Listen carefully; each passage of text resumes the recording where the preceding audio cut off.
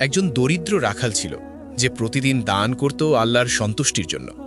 কিন্তু আল্লাহ তাকে এমন এক পরীক্ষায় ফেলেছিলেন যা তার জীবনকে একেবারে বদলে দিয়েছিল। চলো দেখি কিভাবে সে পরীক্ষার মুখোমুখি হয়েছিল আর শেষে কি পুরস্কার পেয়েছিল তার ধৈর্যের জন্য। নিনেভা অঞ্চলের এক ছোট্ট গ্রামে বাস করত সাজির নামের এক রাখাল।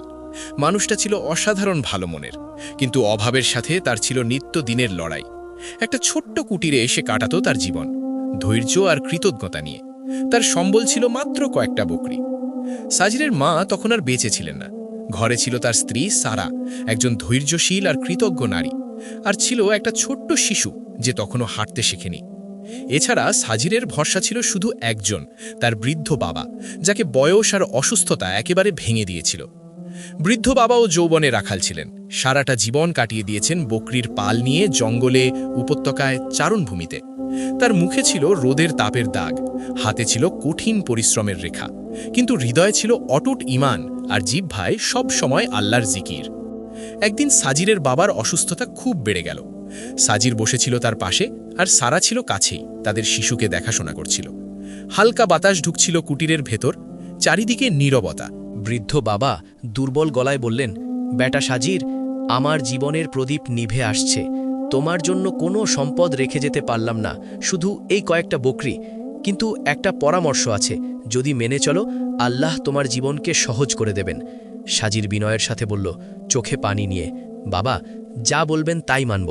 আপনার প্রতিটি কথা আমার জীবনের অবলম্বন হবে।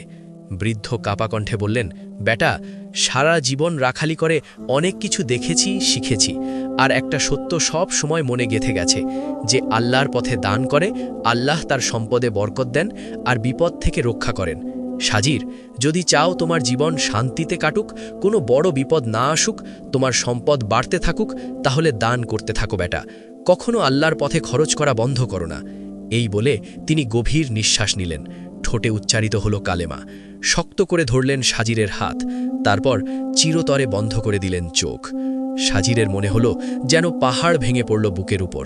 চোখ দিয়ে আপনা থেকেই গড়িয়ে পড়ল পানি। বুক ভারী হয়ে গেল দুঃখে। কাপা পায়ে এগিয়ে গেল আর বাবার পায়ের কাছে লুটিয়ে পড়ল। হৃদয়ে বয়ে গেল স্মৃতির বন্যা। বাবার স্নেহভরা কথাগুলো, পরামর্শগুলো কানে বাজতে লাগল বারবার। সারাও চোখের জল ধরে রাখতে পারল না, নীরবে কাঁদতে লাগল। সেদিন গভীর শোক আর সম্মানের সাথে সাজির তার বাবাকে দাফন করল। কবরের পাশে দাঁড়িয়ে আবারও চোখ ভিজে উঠল। বুকে হাত রেখে আকাশের দিকে তাকালো। মৃদু স্বরে বলল, বাবা, আপনার উপদেশ হবে আমার জীবনের আলো। প্রতিজ্ঞা করছি, কখনো দান বন্ধ করব না, যতই দরিদ্র হই না কেন। আপনার কথাগুলো সবসময় জীবিত থাকবে আমার হৃদয়ে। সেগুলোই হবে আমার পথ। বাবার মৃত্যুর পর সাজির হয়ে উঠল আরও গুরুত্বপূর্ণ আর দায়িত্বশীল। বুঝে গেল স্ত্রী সারা আর ছেলে সম্পূর্ণ নির্ভরশীল তার উপর। তাদের আশা, আকাঙ্ক্ষা, প্রয়োজন সবকিছু এখন তার হাতে। পরিবারকে চালাতে হবে, আর বাবার শেষ উপদেশ মানতে হবে সততার সাথে। সে শুধু রাখাল নয়, কাঠ কাটার কাজও জানত। এটাই হয়ে উঠল তার রোজগারের আরেকটা উপায়। কাজ, ধৈর্য আর দায়িত্ব নিয়ে কাটাতে লাগলো দিনগুলো, ঠিক যেভাবে বাবা শিখিয়েছিলেন। খুব ভোরে যখন সূর্যের প্রথম আলো পড়ত মাটিতে, সাজির বকরিগুলো নিয়ে বের হতো জঙ্গলের দিকে। সবুজ ঘাসে ভরা মাঠে ছেড়ে দিত বকরিগুলোকে, যাতে শান্তিতে চড়ে খেতে পারে। তারপর কুড়াল নিয়ে শুরু করত শুকনো গাছের ডাল আর কাণ্ড কাটার কাজ। সারা দিন বকরিগুলোর দিকে নজর রাখত আর একই সাথে কাঠ কাটত। ধীরে ধীরে জমা হতো একটা বড় বোঝা। সন্ধ্যা নামলে যখন আকাশ সোনালি হয়ে আসত, দড়ি দিয়ে শক্ত করে বেঁধে নিত কাঠের বোঝা। তারপর মাথায় তুলে নিত সেটা। একটা শব্দ করত, আর বকরিগুলো সেই শব্দ শুনেই জড়ো হয়ে যেত। বকরিগুলো খুবই বুদ্ধিমান ছিল। সাজিরের ডাক শুনলেই ছুটে আসত কাছে। কাঠের বোঝা মাথায় নিয়ে হাঁটত বাজারের দিকে। পা ক্লান্ত হলেও হৃদয়ে থাকত আশা। বাজারে কাঠ বিক্রি করে পেত কয়েকটা পয়সা। সেই পয়সাগুলো খরচ করত অত্যন্ত সাবধানে, কারণ জানত এগুলোই সংসারের চাহিদা মেটাবে। কিছু পয়সা দিয়ে কিনত আটা আর খাবার, আর বাকি থেকে সবসময় কিছু অংশ রাখত দানের জন্যে, ঠিক যেমন বাবা বলে গিয়েছিলেন। বাজার থেকে বাড়ি ফেরার পথে প্রায়ই দেখত কোনো দরিদ্র মানুষ বা এতিম শিশু অথবা ক্ষুধার্ত কোনো পথিককে। সাথে সাথে হৃদয় নরম হয়ে যেত। পকেট থেকে বের করত কিছু পয়সা আর তুলে দিত তাদের হাতে। কখনো কখনো রুটি বা কিছু খাবার কিনে দিত অভাবীদের। যখনই কাউকে সাহায্য করত, হৃদয় অনুভব করত এক অদ্ভুত শান্তি আর গভীর আনন্দ, যেন বাবার আত্মা খুশি হচ্ছে এই কাজে। সারা প্রায়ই জিজ্ঞেস করত, সাজির, আমরা নিজেরাই তো এত দরিদ্র, তাহলে প্রতিদিন দান করো কেন? কখনো কখনো তো ঘরেই যথেষ্ট থাকে না। কণ্ঠে ছিল উদ্বেগ আর সংসারের দুরবস্থার বেদনা। সাজির হেসে উত্তর দিত পূর্ণ প্রশ্বাসে, শোনো, এটা বাবার উপদেশ। তিনি বলতেন, দান বিপদ দূর করে, আল্লাহ তাতে বরকত দেন। আমরা দরিদ্র ঠিকই, কিন্তু যখন আল্লাহর পথে দিই তখন কখনো অভাব হয় না। যা আল্লাহর নামে দেওয়া হয় তা হারায় না, কোনো না কোনোভাবে ফিরে আসে। এই কথা শুনে সারা চুপ হয়ে যেত, কারণ জানত সাজিরের হৃদয় অত্যন্ত কোমল আর বাবার উপদেশ সে কখনো অমান্য করবে না। স্বামীর সততায় গর্ব অনুভব করত সে, তবে মাঝে মধ্যে উদ্বেগও হতো। এভাবেই চলছিল সাজিরের জীবন, দান আর পরিশ্রমের মাঝে। সকালে বকরি নিয়ে যেত চারণভূমিতে, সারাদিন কাঠ কাটত, সন্ধ্যায় বকরিগুলো নিয়ে ফিরত বাড়ি, তারপর বাজারে বিক্রি করত কাঠ। কিন্তু মানুষের জীবন তো সবসময় একরকম থাকে না, কিছুদিন থাকে শান্ত, আর কখনো জীবনের আকাশ ছেয়ে যায় পরীক্ষার মেঘে। এমন মুহূর্তেই প্রকাশ পায় মানুষের প্রকৃত ঈমান, তার ধৈর্য আর আল্লাহর উপর কতটা আস্থা রাখে সে। একদিন সাজির জঙ্গলে গেল স্বাভাবিক নিয়মে। ভোরের ঠান্ডা হাওয়া বইছিল, পাখিদের ডাক ভেসে আসছিল চারদিকে। বকরিগুলোকে চারণভূমিতে ছেড়ে দিল, যাতে শান্তিতে সবুজ ঘাস খেতে পারে। কুড়াল হাতে নিয়ে ব্যস্ত হয়ে গেল কাঠ কাটায়। সময় গড়ালো, সূর্য হেলে পড়ল পশ্চিমে। সন্ধ্যার আগে ভালো একটা বোঝা তৈরি করে ফেলল, দড়ি দিয়ে শক্ত করে বাঁধল, তারপর মাথায় তুলে নিল সেটা। এরপর বকরিগুলোকে ডাকলো তার বিশেষ শব্দে, যে শব্দ শুনলেই ওরা ছুটে আসে। সব বকরি তার পেছনে হাঁটতে শুরু করলো। বাড়ি ফেরার পথে রাখলো বকরিগুলোকে আর নিজে চলে গেল বাজারে কাঠ বিক্রি করতে। বাজারে কাঠ বিক্রি করে পেল কয়েকটা পয়সা, সারা দিনের পরিশ্রমের বিনিময়ে। অভ্যাস মতো কিছু অংশ রাখল দানের জন্য, বাকি দিয়ে কিনল ঘরের প্রয়োজনীয় জিনিস। তারপর নিশ্চিন্তে রওনা হলো বাড়ির দিকে। মনে ছিল খুশি, কারণ আজকের দিনটাও কেটেছে সৎ কাজে। কিন্তু যখন কুটিরের কাছে পৌঁছালো, দেখল স্ত্রী সারা দাঁড়িয়ে আছে দরজায়, মুখে স্পষ্ট উদ্বেগের ছাপ, চোখে অস্থিরতা। এই দৃশ্য দেখে সাজির দ্রুত এগিয়ে গেল, কাছে গিয়ে জিজ্ঞেস করল, সারা, কি হয়েছে, এত উদ্বিগ্ন কেন তুমি? সারা অস্থির কণ্ঠে বলল, শোনো, আজ একটা অদ্ভুত ঘটনা ঘটেছে। তোমার ডাক শুনে বকরিগুলো বাড়ি ফিরে এসেছিল, কিন্তু একটা বকরি আসেনি। অনেক খুঁজেছি, এদিক সেদিক তাকিয়েছি, এমনকি রাস্তা পর্যন্ত গিয়েছিলাম, কিন্তু কোথাও তার দেখা নেই। কথা বলতে বলতে মুখে আরও বেড়ে গেল উদ্বেগ, কারণ জানত এই কয়েকটা বকরির ওপরেই দাঁড়িয়ে আছে তাদের জীবিকা। একটা বকরি হারানো মানে বড় ক্ষতি। কথা শুনে সাজিরের হৃদয় ধক করে উঠল, মুহূর্তের জন্য পা যেন জমে গেল মাটিতে। সাথে সাথে বেরিয়ে এলো, গুনতে শুরু করলো বকরিগুলো।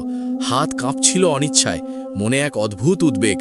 ভালো করে গুনে দেখল, সত্যি একটা বকরি নেই। তারপর তাকালো ছোট্ট ছেলের দিকে, যে নিষ্পাপ চোখে তাকিয়ে আছে বাবার দিকে, যেন বোঝার চেষ্টা করছে কি ঘটছে। বুক ভারী হয়ে গেল সাজিরের। তারপর শান্ত স্বরে বলল, সারা, মনে হচ্ছে আল্লাহ আমাদের পরীক্ষা করছেন, হয়তো চোর চুরি করে নিয়ে গেছে। যাই হোক, ধৈর্য ধরতে হবে, যা আমাদের আছে তা তো আল্লাহই দিয়েছেন। একটা বকরি হারিয়ে গেলে সেটাও তো তারই ছিল, আল্লাহ যা চান তাই হবে। সারা মাথা নিচু করল, কিন্তু চোখে ছিল এখনও উদ্বেগ। ঘরের দারিদ্র্য আর পরিস্থিতির কঠোরতা চেপে বসছিল মনে। সাজির চেষ্টা করল নিজেকে আশ্বস্ত করতে, ভাবল এটা হয়তো সময়ের একটা পরীক্ষা মাত্র, প্রতিটি পরীক্ষার পরে আসে মুক্তি। মনে পড়ল বাবার উপদেশ, যা সবসময় জীবন্ত থাকে হৃদয়ে, দান বিপদ দূর করে। এই চিন্তা থেকেই মনে মনে শুকরিয়া করল আল্লাহর। ভাবল একটা বকরি হারিয়েছে ঠিকই, হয়তো আল্লাহ আরও বড় বিপদ থেকে বাঁচিয়েছেন। এভাবেই শুরু হলো সাজিরের পরীক্ষার প্রথম দিন। তার কোনো ধারণাই ছিল না এই পরীক্ষা আরও বাড়বে আর তার ধৈর্য ও ঈমান আরও বেশি যাচাই হবে। সময়ের চাকা ঘুরতে থাকল, কিন্তু সাজিরের জীবনে শান্তি ধীরে ধীরে বদলে যেতে লাগল কষ্টে। যেদিন একটা বকরি হারিয়েছিল, সাজির ধৈর্য ধরেছিল, ভেবেছিল এটা হয়তো ছোট্ট একটা পরীক্ষা, শীঘ্রই শেষ হবে। কিন্তু দিন গেল আর বকরিগুলো হারাতে লাগলো একটার পর একটা।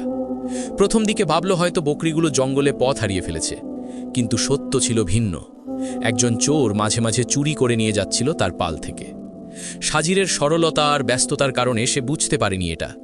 ধীরে ধীরে যখন সাজির এই সত্যটা উপলব্ধি করল, মনের বোঝা আরও ভারী হলো। সত্যিই উদ্বিগ্ন ছিল, কিন্তু নিজেকে অসহায়ও লাগছিল, কারণ একই সাথে বকরি দেখা আর কাঠ কাটা সম্ভব ছিল না। বকরি কমতে থাকায় সরাসরি প্রভাব পড়ল জীবনে। আগে যখন বেশি বকরি ছিল, ভালো পরিমাণ দুধ পেত, কিছু রাখত পরিবারের জন্য, বাকিটা বিলিয়ে দিত দরিদ্রদের মাঝে। যখনই এটা করত, মনে পড়ত বাবার পরামর্শ, দান বরকত নিয়ে আসে। তাই দারিদ্র্য সত্ত্বেও এই কাজ কখনো ছাড়েনি। রাজি মনে বিলাত দুধ অভাবীদের মাঝে। কিন্তু এখন অবস্থা বদলাতে শুরু করল। বকরি কমে যাওয়ায় দুধের উৎপাদনও কমে গেল। যা আগে স্বচ্ছন্দে অন্যদের দিতে পারত, এখন নিজের পরিবারের জন্যই যথেষ্ট হচ্ছে না। একদিন খালি পাত্র হাতে বসে রইল সাজির। সারা চোখে পানি নিয়ে তাকালো সেই পাত্রের দিকে। মৃদু কণ্ঠে বলল, শোনো, আজ ছেলে দুধ চেয়েছিল, কিন্তু পাত্রে এক ফোঁটাও পেলাম না।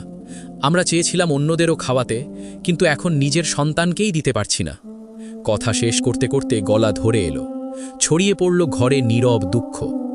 এই কথাগুলো তরবারির মতো বিঁধল সাজিরের হৃদয়ে, যেন ভেতরে কিছু ভেঙে গেল। মুহূর্তে মনে হলো বুকের ওপর ভারী বোঝা চেপে বসেছে। ছেলের নিষ্পাপ আকাঙ্ক্ষা আর খালি পাত্র ছিঁড়ে ফেলছিল হৃদয়। এখন সমস্যা আরও বেড়ে গেল।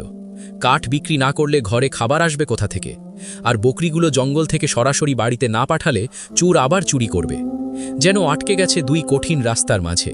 একদিকে কাঠের বোঝা, যা ছাড়া চুলা জ্বলে না, অন্যদিকে বকরিগুলো, যা দিনে দিনে কমে যাচ্ছে।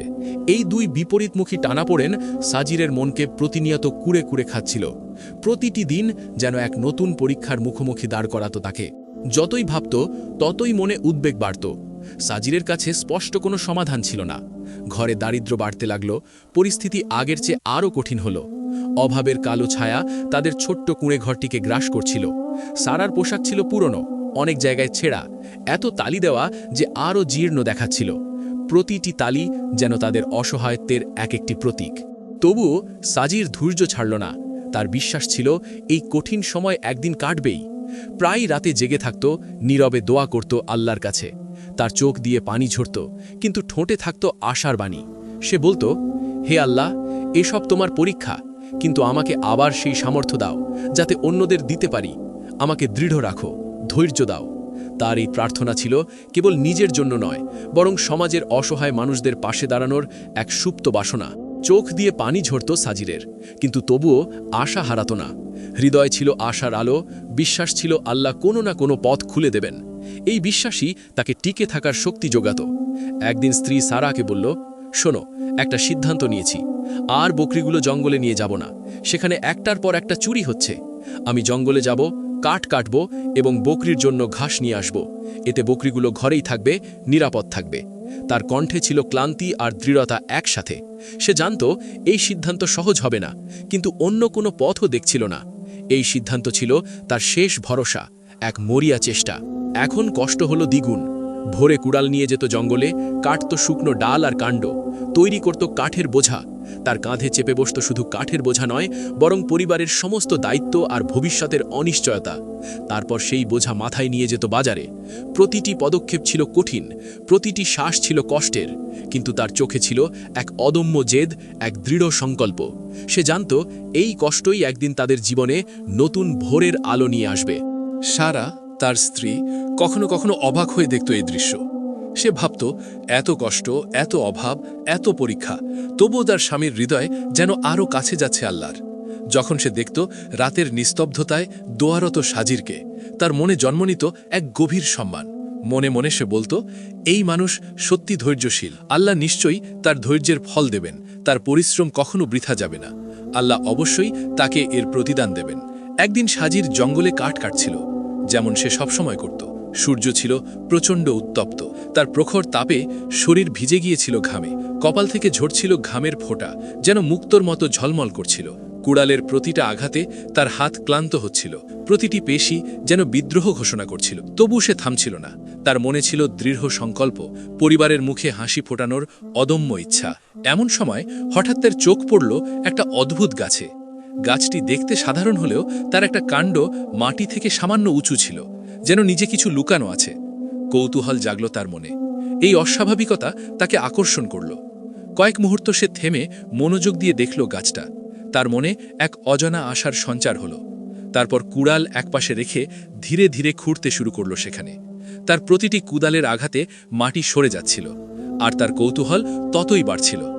যত মাটি সরাচ্ছিল ততই বাড়ছিল তার কৌতূহল। কিছুক্ষণ পর তার হাত ধাক্কা খেল শক্ত কিছুতে। আরও মাটি সরাতেই দেখা দিল একটা কাঠের বাক্স।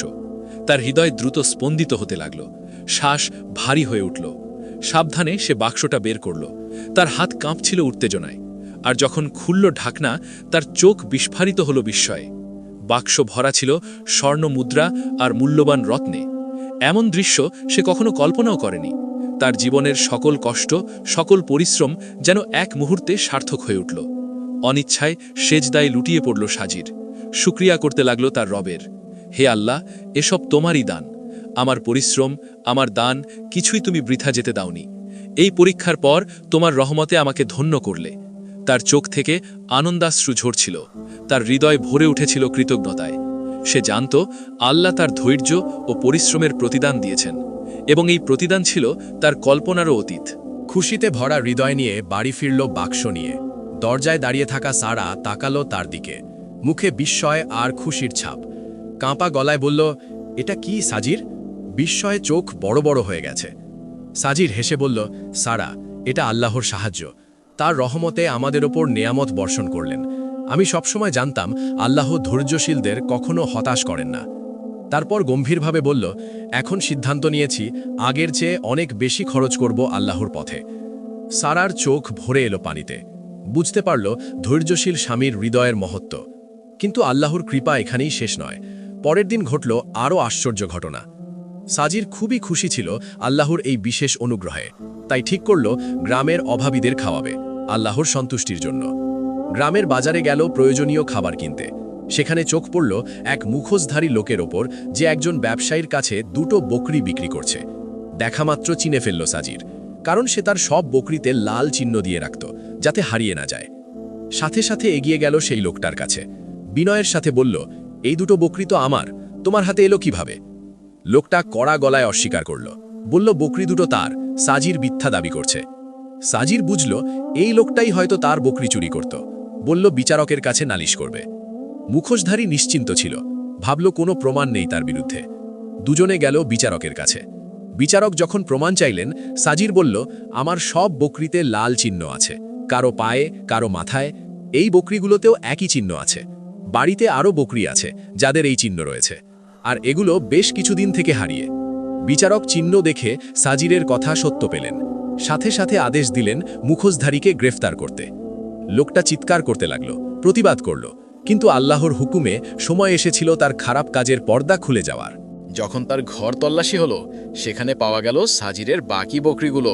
কৃতজ্ঞতার অশ্রু ঝরালো সাজির। বলল, সারা, দেখো, আমার সম্পদ ফিরে এসেছে, কারণ এটা ছিল হালাল, আর চোর অবশেষে ধরা পড়েছে। বিচারক হিসাব খুলে সব চুরির মাল বাজেয়াপ্ত করলেন, ফিরিয়ে দিলেন আসল মালিকদের, আর চোরকে দিলেন কঠোর শাস্তির আদেশ। এভাবে হারাম সম্পদ এক মুহূর্তেই শেষ হয়ে গেল। এই দৃশ্য দেখে সাজির ভাবল, হারাম মাল কখনো টেকে না, এক নিমেষে শেষ হয়ে যায়। আর হালাল সম্পদ, আল্লাহ পথে দেওয়া দান, সেগুলো বদলে দেয় মানুষের ভাগ্য। এখন ফিরে এসেছে সাজিরের বকরির পাল, আর ধনভাণ্ডার বদলে দিয়েছে দারিদ্র্যকে সচ্ছলতায়। যে ঘর ছিল অভাব আর দুশ্চিন্তায় ভরা, সেই ঘর এখন পূর্ণ শান্তি আর নিরাপত্তায়। কুটিরে ছড়িয়ে পড়ল আনন্দের নতুন আলো। স্ত্রী সারা আর ছেলে তাকিয়ে রইল, হৃদয় ভরে গেল অনুভূতিতে। কৃতজ্ঞতার অশ্রু ঝরতে লাগলো চোখ থেকে। বারবার তাকালো আকাশের দিকে, শুকরিয়া জানাতে আল্লাহকে। কিন্তু সবচেয়ে গুরুত্বপূর্ণ, সাজিরের হৃদয় আগের চেয়ে আরও কাছে এসেছে আল্লাহর। বিনয়ের সাথে বলল, এসব আমার দানের বরকত। আল্লাহ আমার সামান্য সৎ কাজও কবুল করেছেন। এখন আগের চেয়ে অনেক বেশি খরচ করব তার পথে, আর কখনো তার দান ভুলব না। এভাবে বদলে গেল সাজিরের ভাগ্য। যে জীবন ছিল দারিদ্র্য, অভাব আর পরীক্ষায় ভরা, তা ধীরে ধীরে পরিণত হলো সচ্ছলতায়। ঘর ভরে উঠল শান্তি, ভালোবাসা আর কৃতজ্ঞতায়। গ্রামের লোকজন অবাক হয়ে দেখত সাজিরের অবস্থা, প্রশংসা করত তার দানশীলতা আর ঈমানের। একে অপরকে বলতো, সত্যি, দানের সত্যিকার বরকত ভাগ্য বদলে দেয়। যে আল্লাহর পথে দেয়, আল্লাহ তাকে ফিরিয়ে দেন বহুগুণ বেশি। মানুষের জীবনে কখনো কখনো আসে এমন সময় যখন বিপদের পর বিপদ আসতে থাকে। হারিয়ে যায় সম্পদ, মানুষ ঠকায়, বছরের পর বছরের পরিশ্রমের ফল মনে হয় বিফলে গেছে। এমন মুহূর্তে মানুষের হৃদয় ভাঙতে শুরু করে, দুর্বল হয়ে পড়ে আশা। কিন্তু এটাই সেই মুহূর্ত যখন প্রকাশ পায় ধৈর্য, ঈমান আর আল্লাহর ওপর আস্থার প্রকৃত পরীক্ষা। এই গল্পের শিক্ষা হলো, যে মানুষ হারাম আর অন্যায় থেকে দূরে থাকে, হালাল উপার্জন করে, নিয়ত পরিষ্কার রাখে, হৃদয়ে ধৈর্য আর কৃতজ্ঞতা জীবিত রাখে, আল্লাহ তার জন্যে খুলে দেন এমন পথ যা মন কল্পনাও করতে পারে না। দান, সততা আর আল্লাহর ওপর ভরসা কখনো নষ্ট হয় না। ফলাফল দেখতে হয়তো দেরি হয়, কিন্তু যখন আল্লাহর রহমত আসে তিনি পূরণ করেন মানুষের ক্ষতি, ফিরিয়ে দেন তার সম্মান আর দেন এমন কল্যাণ যা সে কখনো ভাবেনি। প্রকৃত সফলতা হলো কষ্টের সময়েও ভালো পথ না ছাড়া, আল্লাহর ওপর আস্থা অটুট রাখা আর অন্যদের সাহায্য করে যাওয়া। কারণ আল্লাহ ধৈর্যশীল আর তার ওপর নির্ভরশীলদের কখনো পুরস্কারহীন রাখেন না। বন্ধুরা, আশা করি এই গল্প তোমাদের খুব ভালো লেগেছে আর এর মধ্যে সুন্দর একটা শিক্ষা পেয়েছ। যদি গল্পটা ভালো লেগে থাকে তাহলে বন্ধুদের সাথে শেয়ার করো, যাতে তারাও উপকৃত হয় আর অন্যদের সাহায্য করতে আর আল্লাহর পথে খরচ করতে উৎসাহিত হয়। আল্লাহর কাছে দোয়া তিনি যেন আমাদের সবার অবস্থা ভালো করেন আর হৃদয়কে পূর্ণ করেন কল্যাণ আর দানশীলতায়। আমিন।